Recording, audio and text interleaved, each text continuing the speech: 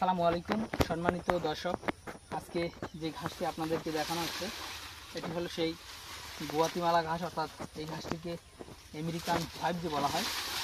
দর্শক দেখেন, ঘাসটি দেখতে খুবই সুন্দর, পাশাপাশি এই ঘাসে যেমন পাতা হয় পাতাটাই বেশি হয় দর্শক, ডাটা একেবারেই কম হয় এই গুয়াতিমালা ঘাসে। দেখেন এদিকে আরেকটি জার রয়েছে, এই জারটি আপনাদেরকে যদি দেখাই, দেখেন দর্শকবৃন্দ, এই ঘাসের পাতার কারণে কিন্তু আসলে ঘাস দেখাতে কষ্ট হয়। দেখেন কি পরিমাণ ঘাস হয়েছে, তারপরে এখানে কিন্তু কাটিং হয়নি। দর্শক, গুয়াতিমালা ঘাসটি কাটিংটা একেবারেই কম হয়, অর্থাৎ ডাটাটা শক্ত অংশটা একেবারেই কম হয়, এটা নরম অংশটাই বেশি থাকে। দেখেন এখানে এই জাতীয় মোটামুটি 2 থেকে 2 মাসের মতো বা 2.5 মাসের মতো বয়স হবে। মোটামুটি যে ঘাস এখানে রয়েছে, এখান থেকে এই জাতটা যদিও একটু ছোট, এটাও একটি ছোট গরুর জন্য যথেষ্ট হবে।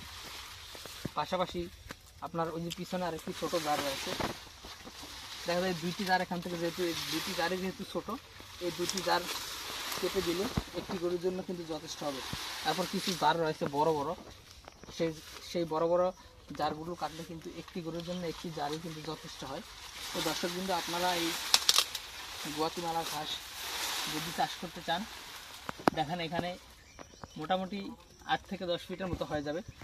গুয়াতিমালা ঘাসগুলো উপরে উঠে মাথাগুলো নিচে নেমে যায়, দেখেন পাতাগুলো নিচে নেমে যায়, সোজা দাঁড়িয়ে থাকে না, সে কারণে মূলত উচ্চতাটা সেরকমভাবে মাপা যায় না।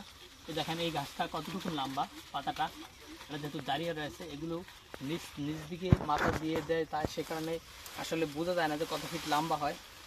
তো দর্শকবৃন্দ, এই গুয়াতিমালা আমেরিকান 5G গাছগুলো আপনারা চাষ করতে চাইলে আমাদের কাছ থেকে গাছের কাটিং সংগ্রহ করতে পারেন।